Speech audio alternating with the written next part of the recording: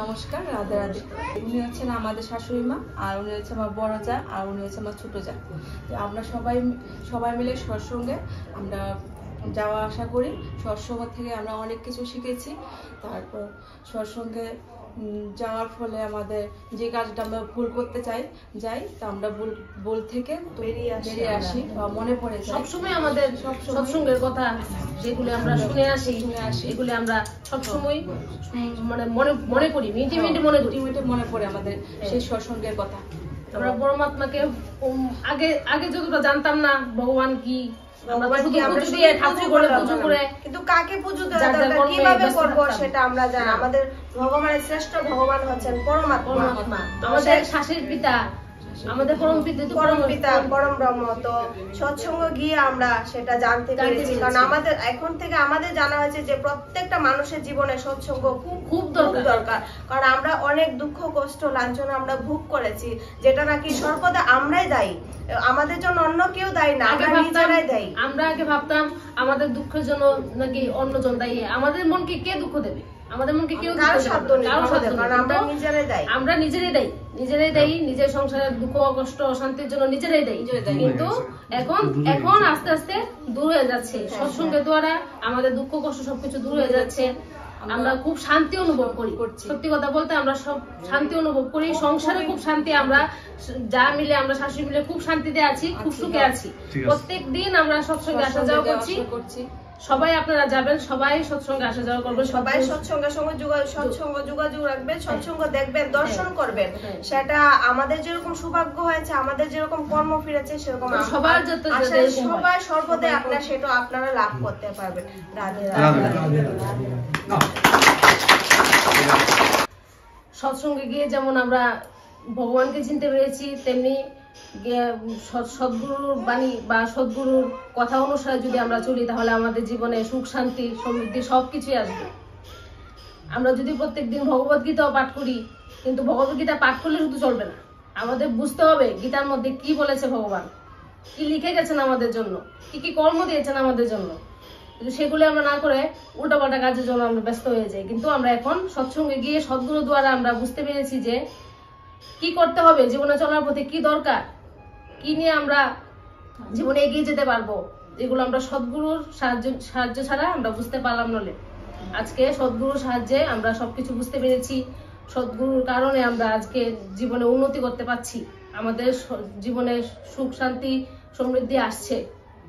এখন আমরা জ্ঞান কিংবদন্তি চ্যানেলের দ্বারা আমরা যেমন বুঝতে পারছি, তেমন আপনারাও যাতে বুঝতে পারেন, সবাই এরকম সৎসঙ্গে আসবেন, রোজ দেখবেন, শুনবেন, শ্রবণ করবেন ভালো কথা। রাধে রাধে। রাধে রাধে। এখন চলছে কলিযুগ, আমরা সবাই ভাবি, কারণ আমরা এই কলিযুগে আমরা সমস্ত মানুষ আমরা খুব ব্যস্ত হয়ে পড়েছি, বাচ্চা নিয়ে সমস্ত জগৎ সংসার নিয়ে ব্যস্ত হয়ে পড়েছি। ভগবান বলেছে আমরা শুধু পূজা পাঠ তো আমরা সবাই করি, কিন্তু আমরা জানি না যে আমরা কিভাবে পুজো করব, পুজোর বিধিবিধান আমাদের কিছুই জানা নেই। শুধু আমরা সারাদিন শুধু পূজা করে থাকি, আর মানে হাতে তো পুজো করি, আর মনের মধ্যে আমাদের সমস্ত বিষ মনের মধ্যে থেকে যায়। সেই বিষ বের করার জন্য আমাদের কলিযুগে ভগবান বলেছেন হাতে আমরা যেন কাজ করি, মনে প্রতিটা শ্বাসে যেন আমরা পরমাত্মার সঙ্গে আমরা সম্পর্ক রাখি, শরণাগত থাকি, সর্বদাই যেন আমরা পরমাত্মাকে ইয়াদ রাখি। হাতে আমরা কাজ করব, আর যেন সর্বদা আমরা প্রতিটা শ্বাসে যেন আমরা পরমাত্মাকে ইয়াদ করতে পারি। যখন আমরা পরমাত্মাকে ইয়াদ করতে পারবো, আমরা সঙ্গে সঙ্গে শ্বাসে যুক্ত রাখতে পারবো, তখন দেখবেন আমাদের মনে কখনো কুবিচার, কুভাবনা, কুসন্দেহ, আমাদের প্রতি হিংসা, মানুষের প্রতি যে আমাদের মধ্যে একটা হিংসা নিন্দা ভাব জন্মায়, সেগুলো আমাদের আস্তে আস্তে দূর হয়ে যাবে। আর সেগুলো কিন্তু একদিন আমরা এক পূজার মাধ্যমে দূর করতে পারবো না। শুধু আমরা পূজা করে সমস্ত কিছু আমরা জানতে পারবো না। সেই সমস্ত কিছু জানতে হলে আমাদের প্রত্যেকটা জীবের জন্য, আমাদের জীবাত্মাকে পরমাত্মার সঙ্গে সম্পর্ক করতে হলে আমাদের সদ্গুরু, আমাদের সৎসঙ্গ আমাদের খুব আমাদের জীবনে দরকার, যেটা নাকি আমরা সর্বদাই আমরা আমাদের জীবনে পুজো করার খুব দরকার। কারণ পুজো না করলে আমাদের কোনো কিছু দরকার। ভগবানের জন্য আমাদের এই যে পরমাত্মাই আমার সমস্ত আমাদের এই জগৎ সৃষ্টি করেছেন, কিন্তু পুজোর সঙ্গে সঙ্গে আমাদের যে মানুষ আমরা কিছু জানতে পারি না।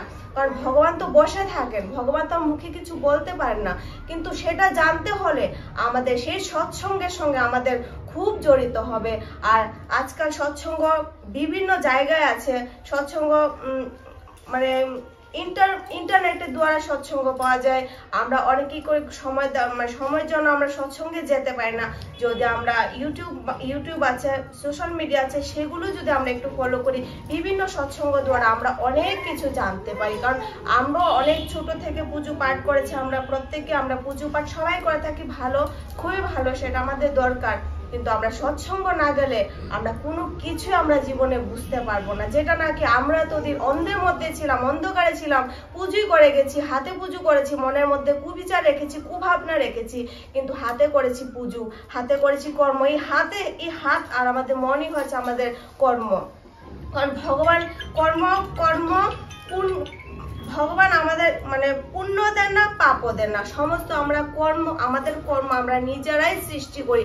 আমাদের জীবনে সুখ দুঃখ আমরা নিজেরাই দায়ী। আমরা ভাবি অন্যের জন্য দায়ী, আমরা ভাবি ভগবান আমাদেরকে কেনই পাপ দেন। যখন আমাদের পাপ দেন তখন আমরা কি করি, ভেঙে যাই। যখন আমরা অশান্তিতে থাকি তখন আমরা কি করি, ভেঙে যাই। তখন আমরা না ভেঙে যদি আমরা একটু পরমাত্মার ইয়াদ করি আর সৎসঙ্গের সঙ্গে আমরা জড়িত হই, তখন কোনো কিছু এসবের মধ্যে আমরা থাকবো না। তখন ভগবান, স্বয়ং ভগবান, আমরা চলাফেরার মধ্যে সদ্গুরুর মধ্যে আমাদের ভগবান। কারণ ভগবানকে দেখার মতো সাধ্য আমাদের কারুর নেই পৃথিবীতে। ভগবান দেখার মাধ্যমে একমাত্র সদ্গুরুই পারেন আমাদেরকে ভগবানের সঙ্গে সাক্ষাৎ করতে। ভগবান আছেন আমাদের সদ্গুরুর মাধ্যমে, গুরুর মাধ্যমে। মাতা পিতা সর্বশ্রেষ্ঠ আমাদের গুরু হয়েছেন আমাদের মাতা পিতা, যিনি নাকি আমার শাশুড়ি মা আছেন, আমার মা বাবা, জগতে প্রত্যেকের মা বাবা আছেন। ওনাদের মধ্যে আমাদের ভগবান স্বয়ং কেউ দেখতে পারবে না, আমাদের কোনো ক্ষমতা নেই, ওনারাই হচ্ছেন আমাদের ভগবান। আমরা যদি হাতে কাজ করি আর মনে যদি আমরা প্রতিটা শ্বাসে শ্বাসে ভগবানের নাম নেই, তাহলে আমাদের এই জড় জগৎ থেকে আমরা বেরিয়ে যেতে পারবো। আর আমরাও জানতাম না যে কিভাবে সদ্গুরু কি, সৎসঙ্গ কি, পূজা আমাদের বিধি নিয়ম আমরা কিছু জানতাম না। জ্ঞান কি মতি চ্যানেল দ্বারা আজকে আমরা আমরা খুব ভাগ্যবান, আমরা জ্ঞান কি মতি আমরা সৎসঙ্গ পেয়েছি। আর সেখানে গিয়ে আমাদের জীবন মানে কি বলবো, শূন্য থেকে আজকে অন্ধকার থেকে, সৎসঙ্গ দ্বারা আমরা অন্ধকার থেকে বেরিয়ে এখন আস্তে আস্তে করে আমরা আলোর দিকে যাচ্ছি। এখনো যেতে পারিনি, আশা করছি ভগবানের কৃপা সেটা একদিন আমরা লাভ করতে পারবো। রাধে রাধে।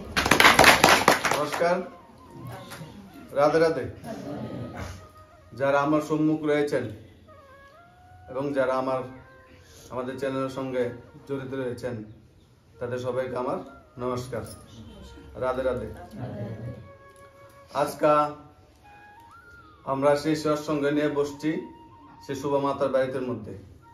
সেই শুভা মাতার বাড়ির একজন ছেলের বউ, ওনার নাম হয়েছে পিঙ্কি, আমাদের সঙ্গে বসে রয়েছেন।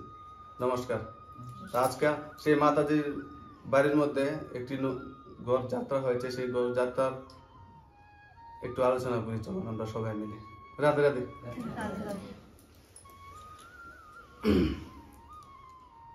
দেখুন, সে আমাদের রামায়ণ এবং মহাভারত কত বড় বড় গ্রন্থ। তো সেই রামায়ণ এবং মহাভারত, সেই গ্রন্থের মধ্যে কি লেখা রয়েছে এবং কি দেখানো হয়েছে, সেটা একটু আমরা সবাই আলোচনা করব। যে মহাভারত থেকে আমরা কি শিখেছি, সে দশরথ, এবং রামায়ণ থেকে শিখেছি দশরথ, এবং মহাভারত থেকে শিখেছি সে ধৃতরাষ্ট্র।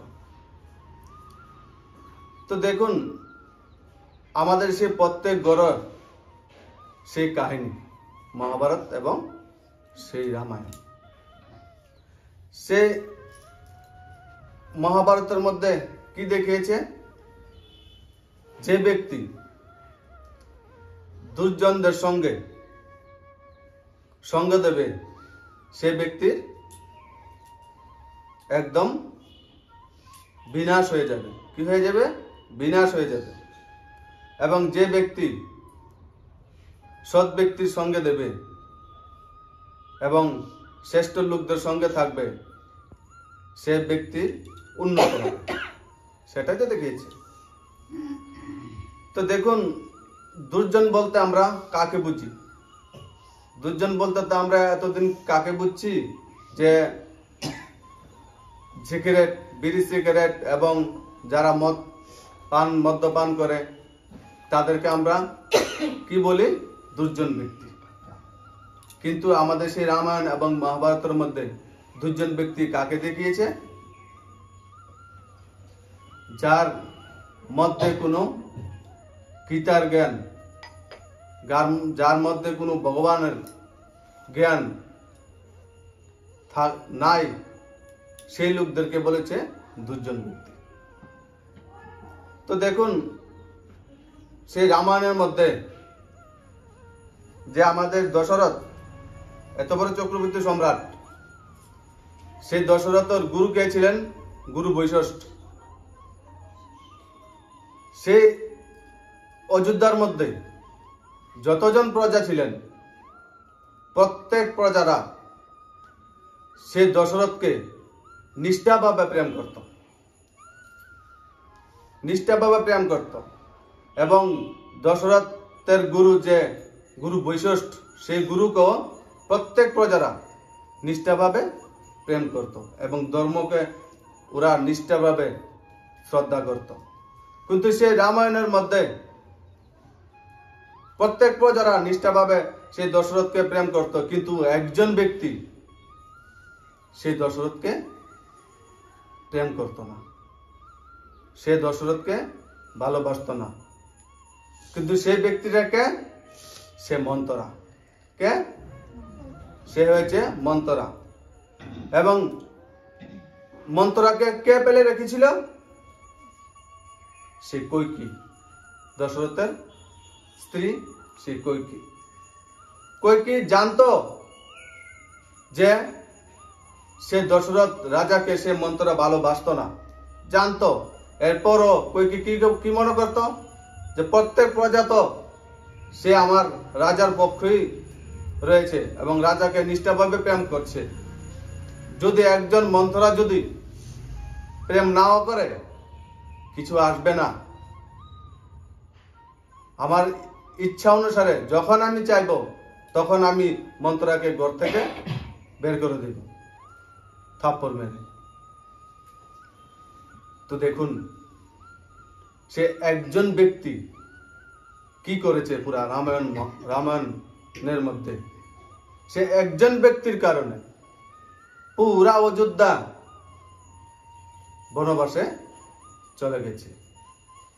একজন ব্যক্তির কারণে একজন অযোধ্যাবাসীর মনের মধ্যে শান্তি হরণ করে নিয়ে নিয়েছেন শুধু একজন ব্যক্তি। এবং প্রত্যেকের ঘরের মধ্যে যদি আমরা সে একজন ব্যক্তি যদি সে ভগবানের বিরুদ্ধ থাকে, সে গুরুর বিরুদ্ধ থাকে, সে একজন ব্যক্তির কারণে প্রত্যেকটা ঘর অশান্তি, ডিপ্রেশন এবং টেনশনের আগুনে তারা চলতে থাকবে। কি বলেছে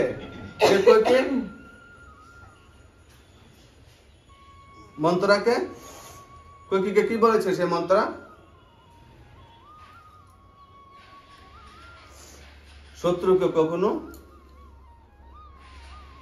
পালন যাতে আমরা কেউ না করি ভাই, হোক যে ছোট সাপ, তো ভাই সাপ সে চুবুল দেবেই, তাকে আমরা যতই আদর করি একদিন না একদিন আমাদেরকে চুবুল মারবেই মারবে ভাই। তো সেই কইকি এখন যদি আমরা 10 জন পণ্ডিত এনে যদি গড় যাত্রার মন্ত্র করে, ঘটা করে, যদি ঘরের মধ্যে প্রবেশ করি, যজ্ঞ, বিরাট বড় যজ্ঞ করে যদি ঘরের মধ্যে আমরা প্রবেশ করি, আর সেই ঘরের মধ্যে যদি শুধু একজন মন্ত্র থাকে, তাহলে সেই ঘরটা কি হয়ে যাবে? কি হয়ে যাবে? একদম জঙ্গল, বনবাস রামচন্দ্র কোথায় গিয়েছে, বনবাস কে পাঠিয়েছেন, সেই মন্ত্রা।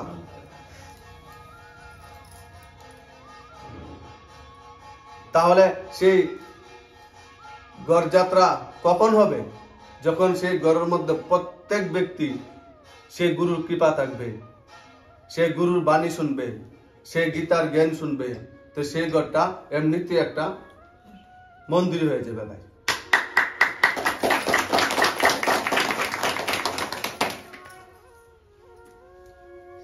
দেখুন সেই কত বড় ইন্দ্রপ্রস্থ বানিয়েছিলেন সে ধর্মরাজ যুধিষ্ঠির। কে বানিয়েছেন, ধর্মরাজ যুধিষ্ঠির কত বড় ইন্দ্রপ্রস্থ বানিয়েছেন। মনে মনে কি ভাবতে লাগলেন যে আমি এত বড় ইন্দ্রপ্রস্থ বানিয়েছি, আমার ভাইকে নিমন্ত্রণ জানাবো। কাকে, আমার ভাইকে নিমন্ত্রণ জানাবো। ভাইকে ছিল দুর্যোধন। কে ছিল, দুর্যোধন। এবং কৃষ্ণ যে ওনার ভাই ভুলিয়ে গিয়েছেন। কাকে জানিয়েছেন নিমন্ত্রণ, কাকে দিয়েছেন, সে দুর্যোধন। সঙ্গে কাকে নিয়ে আসেন, সে শকুনি মামা। কাকে নিয়ে আসেন, সে শকুনি মামা। এবং সে এত সুন্দর ইন্দ্রপ্রস্থ দেখে দুর্যোধন কি বলেছে, সে ইন্দ্রপ্রস্থ থেকে সব শান্তি হরণ করে নিয়ে যাব মামা, আমাকে তুমি এবার বুদ্ধি দাও কিভাবে নেব। তারপর সে দুর্যোধন শকুনি মামাকে দিয়ে কি ছিনিয়ে নিয়েছেন, সে যুধিষ্ঠির এত বড় সুন্দর ইন্দ্রপ্রস্থ ছিনিয়ে নিয়েছেন চাল করে। তাহলে যদি আমাদের সেই ঘরের মধ্যে দুর্যোধন এবং শকুনি মামাকে প্রবেশ করতে দেই, তাহলে কি করবে, আমাদের সেই ঘরের মধ্যে শান্তি হরণ করে বাইরে নিয়ে যাবে। আর এখন বর্তমান সমাজের মধ্যে প্রত্যেক ঘরের মধ্যে শকুনি মামা রোজ প্রবেশ করে ভাই। যদি সে আমাদের কৃষ্ণের জ্ঞান আমাদের বুদ্ধির মধ্যে না থাকে, তাহলে সেই শকুনি মামাকে আমরা চিনতে পারবো না যে কে শকুনি মামা। ভালো সেজে আসবে এবং বিনাশ করে চলে নিয়ে যাবে ভাই। তাহলে দেখুন বর্তমান এখন সমাজের মধ্যে কত বড় বড় যজ্ঞ করে, কত বড় বড় যজ্ঞ করে ঘরের মধ্যে প্রবেশ করে। সে পণ্ডিত দিয়ে, একটা পণ্ডিত নয়, 3 4 পণ্ডিত দিয়ে ঘটা করে যজ্ঞ করে, মন্ত্র একদম গায়ত্রী মন্ত্র বলে সে গৃহপ্রবেশ, সে গৃহস্থী ওনারা ভাই করে। কিন্তু গৃহস্থীর মধ্যে প্রবেশ করার পর 6 মাস 1 বছরের মধ্যে সেই ঘরের মধ্যে কি চলে আসে, অশান্তি, দুঃখ, টেনশন, ডিপ্রেশন। কেন আসে, গোটা করে তো সেই যজ্ঞ করেছে, 4 পণ্ডিত দিয়ে সে মন্ত্র করেছে, গায়ত্রী মন্ত্র করেছে, বিরাট বড় যজ্ঞ করেছে, কিন্তু শান্তি 6 মাসের মধ্যে 1 বছরের মধ্যে গায়েব কেন হয়ে যাচ্ছে ভাই? কারণ যজ্ঞ করে, মন্ত্র পাঠ করে কারোর জীবনে কল্যাণ আসেনি। কি বলেছে যে অন্তিম সময় যেবা করে গীতা দান, সর্ব পাপ নাশ করে বৈকুণ্ঠ হয়। তো অন্তিম সময় মানে কি, আমাদের সেই শরীর থেকে যখন প্রাণ বেরিয়ে যাবে তখন আমরা কিভাবে পাপ মোচন করবো? প্রাণ তো বেরিয়ে যাবে, শরীর থেকে প্রাণ তো বেরিয়ে যাবে, তারপর এই শরীরটা কি হয়ে যাবে, একটা জড় বডি হয়ে যাবে। তো জড় বডি হয়ে গেলে সে পাপ আমরা কিভাবে মোচন করবো ভাই?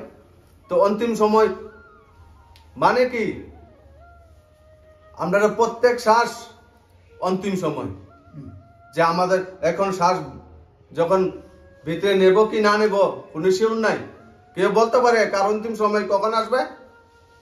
দেখবেন একজন ব্যক্তি ভাই 1 বছর ধরে বিছানায় শুয়ে রয়েছে,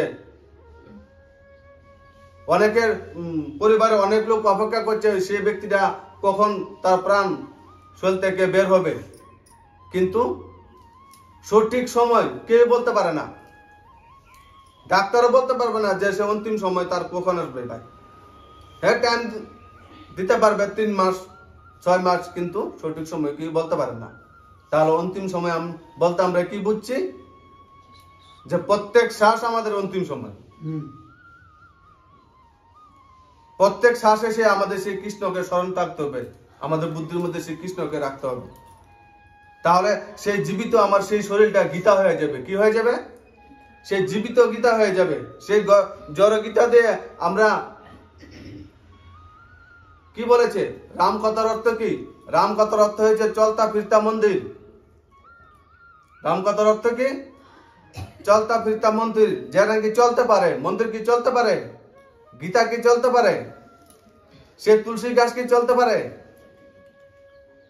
সেই চৈতন্য গীতার কথা বলা হয়েছে। কি বলা হয়েছে? চৈতন্য গীতার কথা বলা হয়েছে যে সেই তুলসী গাছ 24 ঘন্টা অক্সিজেন দেয়। কি দেয়? 24 ঘন্টা অক্সিজেন দেয়। মানে কি? শুদ্ধ অক্সিজেন 24 ঘন্টা ছাড়ে। তাহলে সে আমাদের মন থেকেও শুদ্ধ অক্সিজেন 24 ঘন্টা ছাড়তে হবে। সে মন থেকে, সে মনকে তুলসী বানাতে হবে। যেখানে যাই আমরা কি সে তুলসী গাছ সঙ্গে নিয়ে যেতে পারবো? তো আমাদের সে মনকে বলেছে, মন থেকে আমরা সে বিকর্ম দূর করতে বলেছে। সে মনের মধ্যে কি রাখতে বলেছে? পবিত্র রাখতে বলেছে। একদম কি বলেছে গীতার মধ্যে? সে ভগবান শ্রীকৃষ্ণ যে নির্মল মন জন বহি মুঝে জানা। আমরা তো বলি যে আমরা এখনো ভগবান প্রভুকে দর্শন করতে পারিনি। ভাই আমরা এত খারাপ, আমাদের সে কপাল। কপাল খারাপ না, প্রত্যেকের কপাল বালা, প্রত্যেকের ভাগ্য বালা। সেই জন্য সে কবির দাস কি বলেছে? হোক হরি কৃপা জানিয়ে দিনে মনুজ অবতার। মানে কি? মনুষ্যের জন্ম হয়েছে একটা অবতার। কি টাইটেল দিয়েছে? সে অবতার টাইটেল দিয়েছে। ভাই তাহলে দেখুন আমরা কত ভাগ্যশালী। হরি কৃপা হয়েছে, সেই জন্য আমরা সে মানুষ রূপে জন্ম হয়েছি। ভাই তা না হলে সেই 84 লক্ষ আছে সে পশু পাখি কীট পতঙ্গ, সেখানে তো আমাদের জন্ম হতো। তাহলে সে আমাদের জন্ম কেন এত সুন্দর মানুষ রূপে জন্ম হয়েছে? ভাই নিশ্চয়ই আমাদের ভাগ্য নসিব খুবই ভালো, সেই কারণে হয়েছে। ভাই তাহলে সবার ভাগ্য ভালো, ভগবানকে সবাই দর্শন করতে পারবেন। ভগবানকে সবাই দর্শন করতে পারবেন যদি আমার সেই মন নির্মল করে নেই। ভাই কি করে নেই? নির্মল করে নেই। কি বলেছে? নির্মল মন জন বহি মুঝে জানা। মিথ্যা বলেছেন? নিশ্চয় আমাদের মন এখনো নির্মল হয় না, সেই জন্য আমরা সেই ভগবানকে জানতে পারি না। কৃষ্ণ কি করেছে? সে ছোট্ট থাকতে পুতনাকে মেরে ফেলেছে। কাকে মেরেছে? সে পুতনাকে। তো পুতনা বলতে আমরা কাকে বুঝি? সে রাক্ষসকে মেরে ফেলেছে। না, আমাদের সে মনের মধ্যে যে রাক্ষস লুকিয়ে রয়েছে, সেই রাক্ষসকে বলেছে আমরা মারার জন্য। কিন্তু আমরা তো সেই রাক্ষসকে আমরা নিজে মারবো না। আমরা প্রত্যেক দিন সেই সকাল থেকে শুরু করি সে আরেকজনের রাক্ষস মারার জন্য, কিন্তু নিজের রাক্ষস দিন দিন বড় হতে ভাই চলছে। তো তাই আমরা কিভাবে ভগবানকে দর্শন করতে পারবো? তাহলে দেখুন সেই ইন্দ্রপ্রস্থ সে কেড়ে নিয়েছে সে দুর্যোধন এবং শকুনি মামা মিলে। তাহলে সেই আমাদের সেই আসল যে ঘরের মধ্যে যে যজ্ঞ করি, সেই যাত্রা আমরা করি শুভযাত্রা, সেই যজ্ঞ আর শুভযাত্রা মানে কি? যজ্ঞ কত রকমের আছে? সেদিনকে মূল্যের মধ্যে বলা হয়েছে যজ্ঞ 4 রকমের আছে। কত রকমের? সেই 4 রকমের যজ্ঞ আছে। ভাই এক হয়েছে কি? দ্রব্যযজ্ঞ, কর্মযজ্ঞ, দ্রব্যযজ্ঞ, কর্মযজ্ঞ, যোগযজ্ঞ, জ্ঞানযজ্ঞ। ভাই যে আমরা তো যজ্ঞ তো করি, কি করি? যজ্ঞ তো করি, কি যজ্ঞ? যে বেল পাতা, তুলসী পাতা, আম কাঠ, ঘি মধু দিয়ে সে আগুন উঁচা করে উঠে ভাই। আর আমরা কি বলি? যে ভগবান এসে গেছে, যজ্ঞ একদম বড় হয়ে গেছে ভাই। তোমার কোনো চিন্তা নাই, তোমার বিবাহ একদম পুরা সম্পূর্ণ হয়েছে, তোমার বিবাহ ভগবান নারায়ণ খুশি হয়েছে, সেই জন্য যজ্ঞর মধ্যে এত বড় আগুন করে গঠা করে উঠেছে ভাই। কোনো চিন্তা করবে না, মন্ত্র একদম ফার্স্ট ক্লাস বলেছি, আমরা ফার্স্ট ক্লাস মন্ত্র বলেছি ভাই। সেই জন্য ভগবান খুশি হয়ে দুতু করে আগুন, বড় করে আগুন জ্বলেছে, চিন্তা করবে না। কিন্তু দেখা যাচ্ছে 6 মাস পরে ডিভোর্স হয়ে যাচ্ছে। কত মাস পরে? 6 মাস পরে ডিভোর্স হয়ে যাচ্ছে। কেন? মন্ত্র তো ভালো হয়েছে ভাই, মন্ত্র তো একদম গঠা করে যজ্ঞ করেছে, কিন্তু ডিভোর্স কেন হয়েছে? যদি মন্ত্র বলে যদি তারা জন্মান্তরের সাথী হতো, তাহলে 6 মাস পর্যন্ত 6 মাস পর্যন্ত টিকে না ভাই, ডিভোর্স হয়ে যায়। তাহলে সেই মন্ত্র, কোন মন্ত্র কথা বলা হয়েছে? সেই মন্ত্র কোন মন্ত্র কথা বলা হয়েছে? বলে যে ব্রাহ্মণরা মন্ত্র পড়ে যে ওম ব্রহ্মদেবায় নমঃ স্বাহা, ওম বিষ্ণু নমঃ স্বাহা, ওম মহেশ নমঃ স্বাহা। তো ব্রহ্মাকে, বিষ্ণুকে, মহেশী বাকে কেউ দেখেছে আজ পর্যন্ত? সেই 2 চোখ দিয়ে থেকে না।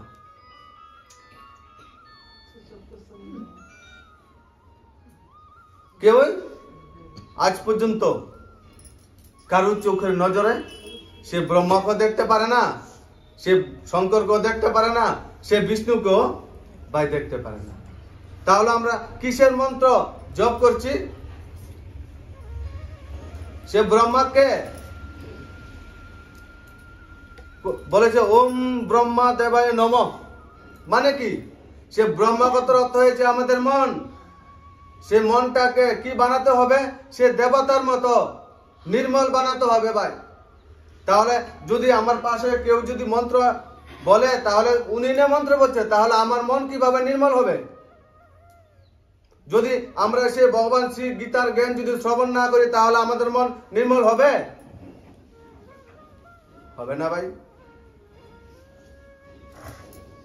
তারপর বলেছে ওম বিষ্ণু দেবায় নমঃ। তো বিষ্ণু কথার অর্থ কি? সে বিষ্ণু কথার অর্থ হয়েছে আত্মা, সে বিষ্ণু কথার অর্থ হয়েছে সংস্কার। তাহলে সে বিষ্ণু দেবে নমঃ যদি আমরা মন্ত্র বলি, সংস্কার ঠিক হয়ে যাবে না? আমাদের সংস্কার আমারই ঠিক করতে হবে। আমাদের সংস্কার তো আমারই ঠিক করতে হবে ভাই। কিভাবে ঠিক করব? আমাদের সেই মনের মধ্যে তো পবিত্রতা নেই, তো পবিত্রতা না আসলে তাহলে সংস্কার কিভাবে ভালো হবে? তারপর বলেছে মহেশ দেবায় নমঃ। তো মহেশ কথার অর্থ কি? শঙ্কর কথার অর্থ কি? সে বুদ্ধি। কি? সে বুদ্ধি। তো সে বুদ্ধি যদি উনি মন্ত্র বলেন, তাহলে আমার বুদ্ধি কিভাবে ঠিক হবে? তা আমার সে বুদ্ধিকে নির্মল বানাতে হলে তাহলে আমাদের কি শ্রবণ করতে হবে? রোজ সৎসঙ্গ শ্রবণ করতে হবে, সৎ কথা। রোজ গীতার কথা শ্রবণ করতে হবে, রোজ সাধু সঙ্গ করতে হবে। কি বলেছে সে গীতার মধ্যে? जो सुख पाए साधु संग में, वो सुख ना पाए বৈকুণ্ঠ में। তাহলে বৈকুণ্ঠ কোথায়? বৈকুণ্ঠ উপরে নেই, বৈকুণ্ঠ আমার সেই এখানে, সেই পৃথিবীর মধ্যে আমাদের সেই বৈকুণ্ঠ। যদি আমরা সেই নরকের সঙ্গ করি, তাহলে আমরা সেই বৈকুণ্ঠের সুখ কোথায় থেকে পাবো ভাই? তো সে আমাদের বুদ্ধিকে সাজাবে কে? আমাদের সেই শঙ্করকে সাজাবে কে? আমাদের সেই বুদ্ধি উচ্চ স্টেজে কিভাবে যাবে ভাই? উচ্চ স্টেজে কাকে দেখিয়েছে? সে শঙ্করকে। শঙ্কর কোথায় থাকে? সেই হিমালয় পর্বতের, কৈলাসে পর্বতের মধ্যে সেই শঙ্কর থাকে। সে মহাদেব থাকে। কৈলাস পর্বত মানে কি? উঁচা স্টেজ, উঁচা স্থান। তো আমাদের বুদ্ধি সে উঁচা স্থানে কিভাবে যাবে ভাই, যদি আমাদের সেই সদ্গুরু আমাদের পাশে না থাকে, যদি আমাদের পাশে সৎসঙ্গ যদি না থাকে, তাহলে সে আমাদের সে বুদ্ধি উচ্চ স্টেজ কিভাবে যাবে ভাই? মন্ত্র বলে যাবে? মন্ত্র বললে যাবে? তো সেই প্র্যাকটিক্যালি আমাদেরকে সে গীতার জ্ঞান শ্রবণ তো করতে হবে, তাহলে না সে আমাদের মন সে ব্রহ্মা হবে, আমাদের বুদ্ধি শঙ্কর হবে, এবং আমার সংস্কার এবং কৃষ্ণের মতো এবং বিষ্ণুর মতো সংস্কার আমাদেরও হবে ভাই।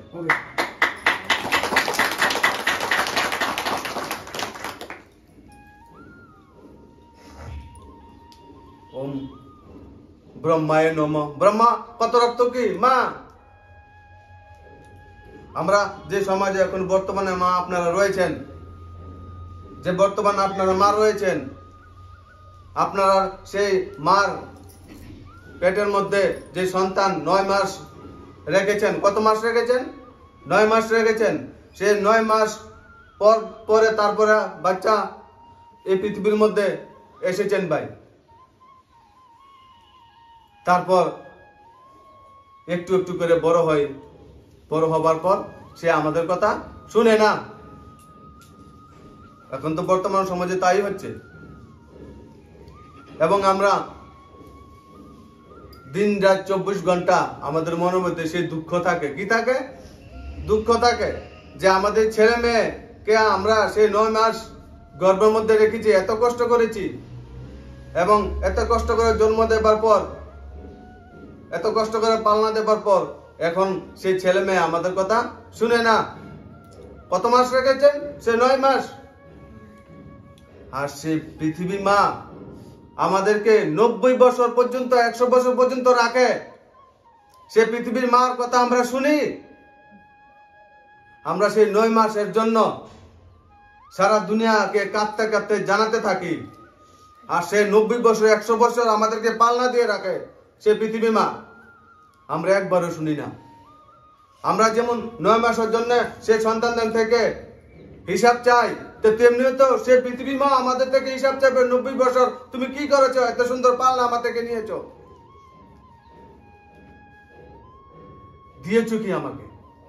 তখন আমরা কি বলবো? কোনো জবাব আছে? নাই ভাই। তাহলে সে ব্রহ্মা বলতে সে পৃথিবী মা কে বোঝায়? ব্রহ্মা।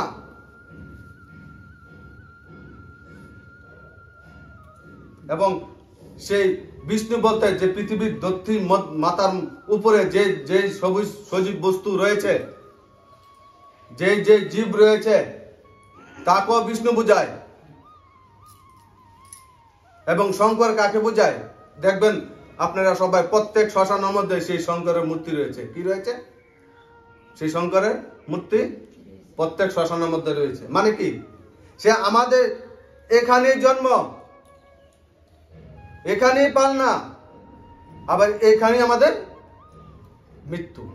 তাহলে আমাদের সে বর্তমান যুগে ব্রহ্মা এখানেই আছে, বিষ্ণু এখানেই আছে, এবং শঙ্কর এখানেই আছে। হাওয়াতে নেই,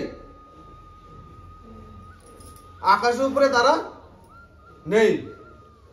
একদম ব্রহ্মাণ্ড। ব্রহ্মাণ্ড কত অর্থগীতি? পরমাত্মা। সে পরমাত্মা একদম ফিক্স করে এদেরকে পৃথিবীর মধ্যে পাঠিয়ে দিয়েছেন ভাই। তাহলে ব্রহ্মা বলতে কাকে বোঝানো হয়েছে? সে পৃথিবী। বিষ্ণু বলতে সে পৃথিবীর মধ্যে যত সজীব জীব রয়েছে, এবং শঙ্কর বলতে এবং আমাদের সেই মৃত্যু একদিন আসবে। সেই মৃত্যুকে কি বোঝানো হয়েছে? বিনাশ। বিনাশকর্তা কাকে বোঝানো হয়েছে? শঙ্করকে।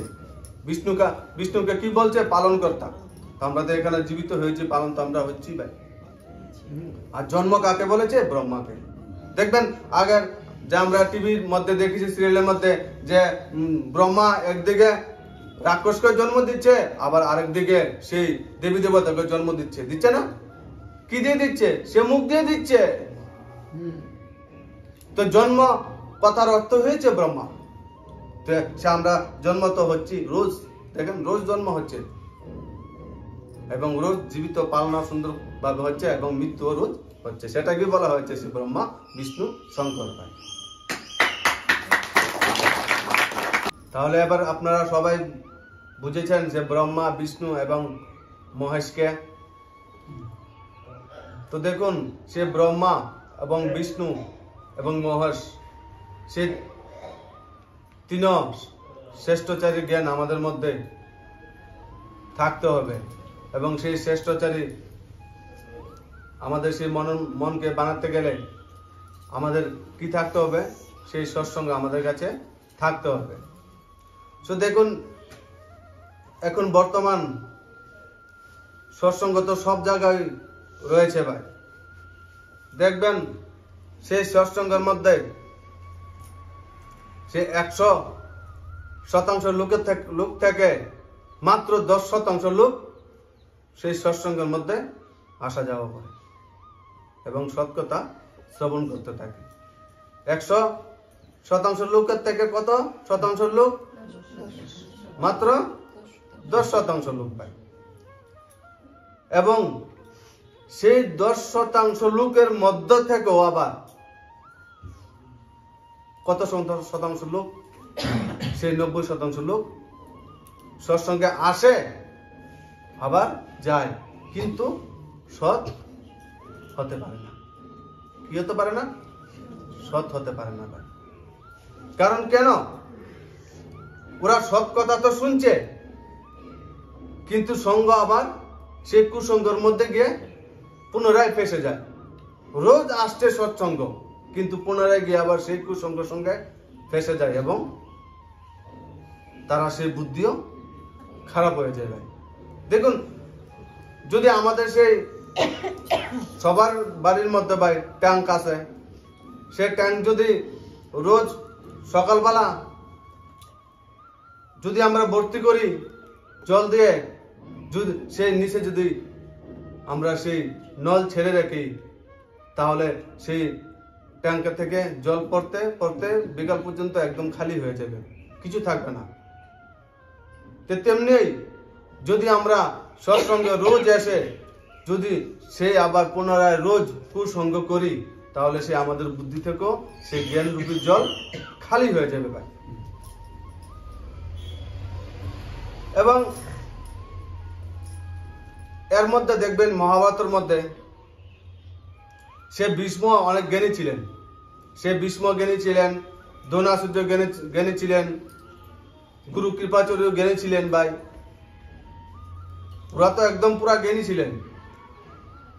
প্রত্যেকদিন জ্ঞানী থাকার পরও প্রত্যেকদিন কি করত? সে সকাল 8টা থেকে কৃষ্ণের বিরুদ্ধে যুদ্ধ করত এবং সন্ধ্যা 5টা পর্যন্ত কৃষ্ণের বিরুদ্ধে যুদ্ধ করত ভাই। তারপর সে সন্ধ্যার পরে কি করত? সে আবার পুনরায় স্নান করে, একদম সাদা ধুতি পরে, কুর্তা পরে কি করত? আবার তার সেই ভীষ্ম পিতার যে সেই কক্ষের মধ্যে গিয়েছিল আবার সে পুনরায় কৃষ্ণ কৃষ্ণ করতে লাগতো, গোবিন্দ গোবিন্দ করতে লাগতো, কৃষ্ণ কৃষ্ণ গোবিন্দ গোবিন্দ করতে লাগলো এবং মালা জপ করতে থাকতো। কিন্তু পুনরায় আবার পরের দিন কি করত? সেই কৃষ্ণের বিরুদ্ধে আবার যুদ্ধ করতে শুরু করতো না?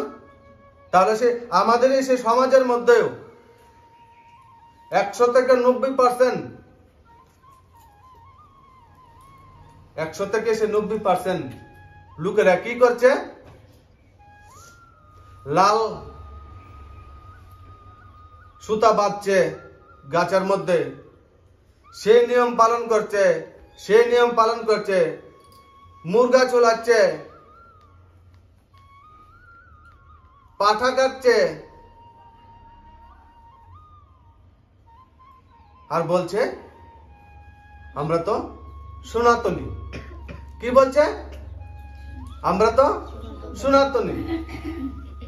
তো সনাতনী কি এই নিয়ম রয়েছে সনাতনীর মধ্যে? মুরগা কাটনা, বকরা কাটনা, লাল ধাগা বান্না সেটাকে সনাতনী বলে না? যে সৎসঙ্গ রোজ থাকে, রোজ সৎসঙ্গ করে এবং রোজ গীতার জ্ঞান শ্রবণ করে, তাদেরকে বলা হয়েছে সনাতনী। তাদেরকে কি বলা হয়েছে? সনাতনী ভাই। তো দেখুন, সে 100% লোকের মধ্যে 90% সে আমাদের পুরা দেশের মধ্যে সেই গুলি করছে, আর শুধুমাত্র 10% লোক সেই সৎসঙ্গের মধ্যে আসছেন, এবং সেই 10% থেকেও আবার সেই 90% সে বিষ্ণুর মতন হয়ে রয়েছেন ভাই। সৎসঙ্গ করবে, তারপর আবার সেই কুসঙ্গ সঙ্গে গিয়ে কৃষ্ণ বিরোধ। কৃষ্ণ বিরোধ বলতে কি বোঝানো হয়েছে? কৃষ্ণ বিরোধ বলতে কি বোঝানো হয়েছে? কৃষ্ণ কথার অর্থ কি? কৃষ্ণ কি করেছে? 5 তত্ত্বকে পুজো করেছে। কি করেছে? সে পৃথিবী, জল, বায়ু, অগ্নি, আকাশকে পুজো করেছে। পুজো করেছে মানে কি? পুজো কথার অর্থ কি? শ্রদ্ধা করা। পুজো কথার অর্থ কি? শ্রদ্ধা করা। তা আমরা সে কৃষ্ণের নাম করে সে 5 তত্ত্বকে শ্রদ্ধা করছি না ধ্বংস করছি? সে পৃথিবী মাকে ধ্বংস করছি, সে অক্সিজেন খারাপ করছি না? তাহলে সে কৃষ্ণ তো আমাদের সেই পর্বতকে পুজো করেছে, সেই পৃথিবীকে পুজো করে। পৃথিবীকে পুজো করা মানে কি? যে পৃথিবীর মধ্যে যতগুলো বস্তু আছে, পৃথিবীর মধ্যে যতগুলো সজীব বস্তু আছে, এদেরকে আমরা রক্ষা করা। তা আমরা কি রক্ষা করছি না বিনাশ করছি? তো বিনাশ যদি আমরা করে থাকি, তাহলে আমরা কৃষ্ণের ভক্ত কোথায় থেকে হলাম ভাই? সনাতনী তাহলে আমরা কোথায় হলাম? তাহলে তো আমরা বিনাশের লিস্টে এসে গেছি ভাই। সে ভগবান এত সুন্দর দুনিয়া বানিয়েছেন, এবং আমরা সেই সুন্দর দুনিয়ার মধ্যে থেকে সেই দুনিয়াটাকে নষ্ট করছি, খারাপ করছি। তাহলে আমাদের শুটিং সেই সৎসঙ্গে রোজ আসি যাই, এবং শুটিং কার করছি? ভীষ্মর। ভীষ্মকে কি করেছে? 6 মাস তীরের মধ্যে ওনার বডিকে কি করেছে? গেঁথে রেখেছে সে তীরের মধ্যে। তো আমরাও যদি সে ভীষ্মের মতন শুটিং করে থাকি, তাহলে ভগবান আমাদেরকেও ছাড়বে না। সময় মতো সবকিছু আমরা পেয়ে যাবো ভাই। তাহলে সে আমরা যাতে সে ভীষ্মের মতন শুটিং যাতে আমরা না করি।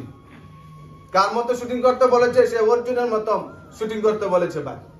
অর্জুন কি করেছে? অর্জুন সে মহাভারত যুদ্ধ সে কি নিজের জন্য করেছে? সে ভগবান শ্রীকৃষ্ণ সে অর্জুনকে কি বলেছে? যে আজকে তুমি যে এত বড় মহাযুদ্ধ করবে, সে মহাযুদ্ধ কি তোমার জন্য করবে? সে মহাযুদ্ধ করবে সে ভারতবর্ষের মধ্যে যতজন দুর্বৃত্তি মাকে বস্ত্র হরণ করেছে এবং ভবিষ্যতে করতে ভয় পাবে, সেই জন্য তুমি যুদ্ধ করবে।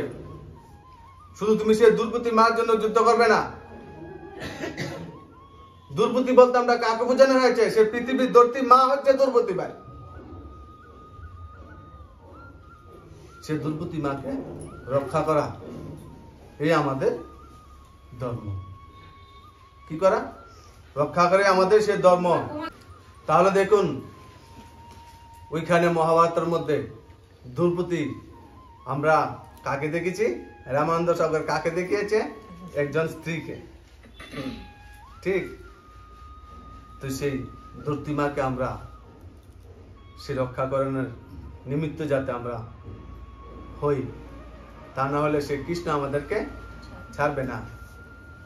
ক্ষমতা আছে সে দুর্যোধন দুঃশাসনের মতো আত্মা, সেই মাতা দুর্বতী অগ্নিযজ্ঞ থেকে জন্ম হয়েছে তার। সে মাতাকে লাজ হরণ করানোর সে ক্ষমতা আছে দুর্যোধন দুঃশাসনের। সে কাকে দেখিয়েছে? এ কথার অর্থ কি? সে অর্থ হয়েছে সে ধরতি মাকে যাতে আমরা সে লাশ থেকে বাঁচাই, যাতে আমরা রক্ষা করার নিমিত্ত হই, ধ্বংস করার নিমিত্ত যাতে আমরা কেউ না হই ভাই। তো তাহলে সে গীতার জ্ঞান আমাদের সে বুদ্ধির মধ্যে রাখতে বলেছে, আমাদের সে মনের মধ্যে রাখতে বলেছে। চলতা ফিরতে একটা গীতা হতে বলেছে আমাদেরকে। আমরা যেখানে যাবো সে গীতা সঙ্গে নিয়ে যাব, এবং 2-4 জনকে যদি আমরা জ্ঞান শোনাই, তাহলে সে গীতা বের করে জ্ঞান শোনাবো না আমাদের বুদ্ধির মধ্যে থাকতে হবে? তো বুদ্ধির মধ্যে না থাকলে আমরা কিভাবে একজনকে সে ভগবান শ্রীকৃষ্ণ কথা শোনাবো ভাই? তাহলে বুদ্ধির মধ্যে থাকতে হলে সে আমাদের সদ্গুরু লাগবে কিনা? কি বলেছে? গুরু ব্রহ্মা গুরু বিষ্ণু গুরুদেব মহেশ্বর গুরু সাক্ষাৎ পরম ব্রহ্ম তস্मै শ্রী গুরুবে নমঃ। তাহলে সে পরম ব্রহ্ম কে? সে পরম ব্রহ্ম হয়েছে কে? সে পরম ব্রহ্ম তো সেই ব্রহ্মার সঙ্গে আমাদেরকে পরিচয় করিয়ে দেবে, সে বিষ্ণুর সঙ্গে এবং সেই মহেশের সঙ্গে পরিচয় করিয়ে দেবে। সে পরম ব্রহ্মকে, পরম ব্রহ্ম তো থাকবে সে সদ্গুরু রূপে। ওই ভাই বলেছে না, তু অন্তর্গামী সবকা স্বামী, तू अंतर्यामी सबका स्वामी, तेरी चरण में चारों धाम, हे राम हे राम हे राम हे राम। चारों धाम माने के? चारों धाम के कार चरण থাকবে? রাম। তো সে রাম কি হাওয়া তো থাকবে না, সে সদ্গুরু রূপে থাকবে। রামের গুরু কে ছিল? সে নারায়ণের গুরু ছিল। সে প্রহ্লাদের গুরু কে ছিল? নারদ। তারপর সেই রামের গুরু কে ছিল? বিশ্বমিত্রের গুরু বৈশিষ্ট্য। এবং কৃষ্ণের গুরু কে ছিল? সন্দবনী। হরিশ্চন্দ্র গুরু কে ছিল? সে বিশ্বমিত্র। তাহলে তারা কে? সেই চারজন কে শ্রেষ্ঠ ধাম বলা হয়েছে সে আমাদের সনাতন ধর্মের মধ্যে। কাকে বলা হয়েছে? সেই চার ব্যক্তিকে, নারায়ণ, রাম, কৃষ্ণ, হরিশ্চন্দ্র। সেই চারটা ধাম কার চরণের মধ্যে থাকে? সেই রামের চরণ। সেই রামকে থাকবে, সেই রামের জ্ঞান কার মধ্যে থাকবে? সেই সদ্গুরুর মধ্যে। এবং সদ্গুরু কিভাবে থাকবে? কি রূপে থাকবে? মানুষ রূপে থাকবে, সাধারণ মানুষ রূপে থাকবে, মূর্তি রূপে থাকবে না, ফটো রূপে থাকবে না, জীবিত, জিন্দা, চৈতন্য। যদি আমরা ফটোর মধ্যে গুরু খুঁজি তাহলে আমাদের কোনো কল্যাণ হবে না, যদি আমরা মূর্তির মধ্যে খুঁজি তাহলে আমাদেরও কল্যাণ হবে না ভাই। কি লাগবে? লিভিং। যেরকম অর্জুন সরাসরি জ্ঞান দিয়েছে অর্জুনকে, কে? সে ভগবান শ্রীকৃষ্ণ সম্মুখ ছিল, সম্মুখ ছিল। আমাদেরও গুরু থাকতে হবে সম্মুখ ভাই, মৃত না। আমরা বন্ধু খুঁজি জীবিত, ভাই খুঁজি জীবিত, মা খুঁজি, বাবা খুঁজি জীবিত, ছেলে মেয়ে জীবিত খুঁজি। আর আমরা ভগবানকে খুঁজছি সে মৃতর মধ্যে। কিভাবে পাবো ভাই? সে জীবিত রূপে থাকবে। তো আমাদের সেই বুদ্ধি কিভাবে খুলবে? চারো ধাম শ্রেষ্ঠ উনারা ছিল, উনারা বুদ্ধি কে খুলেছে? সেই সদ্গুরু উনারা বুদ্ধি খুলেছে। তেমনিও আমাদের সেই বুদ্ধি খুলতে হলে সে আমাদের গুরু থাকতে হবে, সেই সদ্গুরু থাকতে হবে। এবং সেই চৈতন্য গীতা আমাদেরকে হতে হবে। গীতা পরে আমরা কিছু বুঝতে পারবো না, মাস্টার লাগবে। আমরা যেরকম স্কুলে পড়াশোনা করি না, তো আমাদের তো বই থাকেও, কিন্তু এরপরও আমরা 4টা 5টা 10টা পর্যন্ত মাস্টার আমরা রাখি। কেন? বুঝার জন্য। সেটা পরে আমরা কিছু বুঝতে পারবো না। সেটার মধ্যে কি লেখা আছে? আত্মা পরমাত্মা दूर रहे बहुकाल, সুন্দর মেলা কর দিয়া जब সদ্গুরু মিলে দালাল। তো আমরা আত্মাকে চিনতে পারবো, পরমাত্মাকে চিনতে পারবো যদি আমরা সেই সদ্গুরুকে আমরা চিনতে পারি ভাই। সেই সদ্গুরুর শরণে যদি আমরা চলে যাই তাহলে আমরা জীবিত থাকতে থাকতে আমাদের চৈতন্য গীতা, আমরা সেই শরীরটা চৈতন্য গীতা একটা হয়ে যাবে ভাই। মৃত্যুর পরে তারপরে গীতা আমাদের বুকের মধ্যে না রাখলেও চলবে, মৃত্যুর পরে আমাদের সাধ্য না করলেও চলবে। কারণ জীবিত থাকতে থাকতে আমি শুদ্ধ হয়ে গেছি এই পৃথিবী থেকে।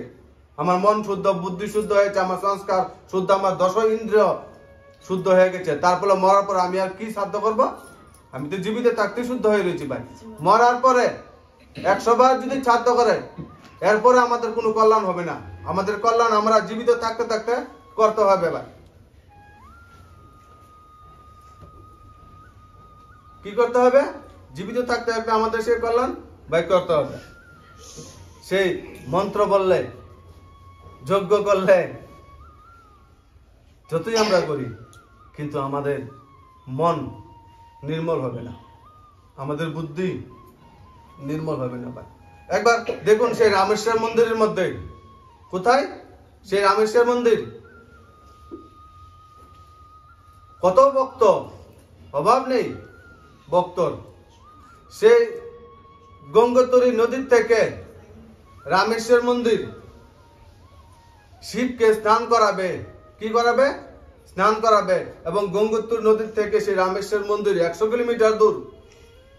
সে 100 কিলোমিটার পায়ে হেঁটে সে নদী থেকে জল নিয়ে এসে তারপর স্নান করা কাকে?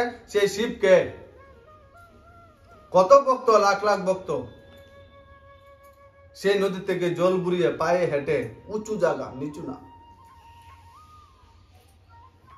কত ভক্ত একসঙ্গে জল নিয়ে এসে যখন উপরে উঠেছে তখন সে উপরে সিঁড়ির সাইডে পাশে একটি গাধা, অনেক তৃষ্ণাতে সে গাধার জীব বেরিয়ে গেছে ভাই।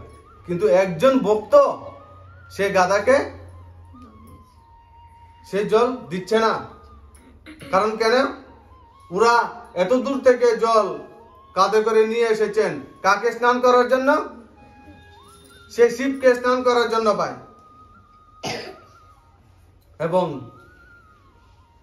এত লাখ লাখ ভক্তের মধ্যে একজন ভক্তর দয়া হয়েছে সেই গাধার প্রতি, যে এতজন লোক তো সেই শিবকে স্নান করাবেই ভাই। আমি যদি একজন স্নান না করাই তাহলে কিছুই যাবে না, আসবে না। স্নান আমি করাবো না, বাকি সব ভক্তরা করাতে থাক। আমি সেই গাধাকে জল পান করিয়ে ওকে তৃষ্ণা মিটিয়ে বাঁচিয়ে তুলি ভাই। মরার অন্তিম পর্যায়ে চলে এসেছে সেই গাধা, একজনও সেই গাধাকে জল খাওয়াচ্ছিল না ভাই। তখন সেই ব্যক্তি যখন সেই গাধাকে জল পান করাচ্ছিল তখন সব ভক্তরা মিলে উনাকে বলছিল, তুমি কি করছো? এত দূর থেকে পায়ে হেঁটে এত কষ্ট করে শিবকে স্নান না করে এসে গাধাকে তুমি জল খাওয়াচ্ছ, কত বোকামি কাম তুমি করছো। তখন সেই ভক্ত বলল, থাক, তোমরা সে শিবকে স্নান করিয়ে নাও, আমি জল সেই গাধাকে খেয়ে নিব। তো তখন সব ভক্ত মিলে সেই শিবকে স্নান করালো এবং সেই শিব এসে দর্শন কাকে দিল? যে গাধাকে জল খাইয়েছিল। তখন শিব কি বলল? যে আমি শ্রেষ্ঠ। কি বলেছে? আমি শ্রেষ্ঠ, একদম ভগবানের কাছে, সত্যের কাছে আমি, আমার যে উঁচা স্থান, আমার মন একদম শ্রেষ্ঠ। শ্রেষ্ঠচারীকে তোমরা জল দিয়ে আর কি শ্রেষ্ঠ করবে? শ্রেষ্ঠচারীকে মন একদম নির্মল, আমাকে স্নান করে তোমাদের কি লাভ হবে? আমি তো অলরেডি পবিত্র, আমি তো একদমই শুদ্ধ। তোমরা শুদ্ধকে কেন শুদ্ধ বানাচ্ছ ভাই? তোমরা নিজে শুদ্ধ হবে। আমি তো সেই নারায়ণ, আমি ক্ষীর সাগরের মধ্যে থাকি ভাই। আমার পাশে চারিদিকে জল, অভাব নেই, আমাকে কেন স্নান করাচ্ছ? স্নান তো তুমি করবে। তোমার মনের মধ্যে অপবিত্রতা রয়েছে, তুমি স্নান করো। তুমি স্নান না করে আমাকে স্নান করালে কোনো লাভ হবে না। তাহলে দেখুন, সে ভক্ত কাকে দর্শন পেয়েছেন?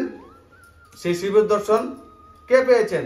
সে একজন ভক্ত পেয়েছেন যে নাকি তৃষ্ণা মিটিয়েছেন। তো আমরাও যদি কোনো মানুষের মধ্যে, কোনো পশু পাখির মধ্যে যদি কোনো পশু পাখির উপকার করি এবং যদি কোনো দুঃখী ব্যক্তি, কোনো টেনশন হতাশ ব্যক্তিকে শান্তি দিতে পারি, সেটা হয়েছে আসল স্নান করানো।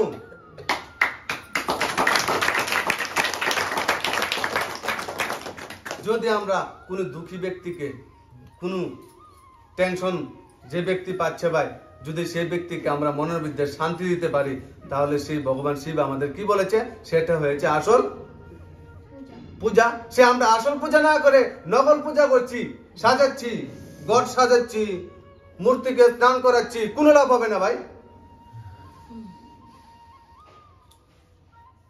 কোনো লাভ হবে না। পূজা মানে কি? পূজা মানে ভালো ব্যবহার, পূজা মানে কি? ভালো বাণী, পূজা মানে কি? ভালো বিচার, পূজা মানে কি? ভালো সংস্কার, পূজা মানে কি? ভালো চরিত্র যদি আমাদের মধ্যে থাকে। ভগবান বলেছে তুমি আমাকে একটা ফুলও দিতে হবে না। কি বলেছে? তুমি আমাকে একটা ফুলও দিতে হবে না, তুমি অলরেডি তুমি আমার মতো হয়ে গেছো, আর তুমি আর কাকে ফুল দেবে? তুমি অলরেডি পূজ্য হয়ে গেছো। তাহলে আমরা সেই পূজা না করে আমরা সেই আগাছা কাগাছা টেনে সিঁড়ে এনে দেই ভগবানের চরণ, পবিত্র উনি আগ থেকে, এরপর আমরা উনাকে আরো পবিত্র বানাচ্ছি। আমরা তো পবিত্র হতে হবে না, আমাদেরকে পবিত্র তো আমাদেরকে হতে হবে ভাই। তো আমরা পুরা উল্টো করছি ভাই, শাস্ত্রের পুরা উল্টো আমরা করছি, আবার বলছি আমরা সেই ভগবানের ভক্ত। কোথায়? সে বিষ্ণুর মতন হয়ে গেছি আমরা। তাহলে সেই গীতা মানে কি? যে আমরা চৈতন্য গীতা একজন হতে হবে ভাই, সত্য হতে হবে। এবং আমরা সেই সত্য হতে গেলে, চৈতন্য গীতা হতে গেলে আমাদের কে লাগবে? সেই সদ্গুরু লাগবে, লিভিং লাগবে, ফটোতে হবে না। আজ এ পর্যন্তই। রাধে রাধে।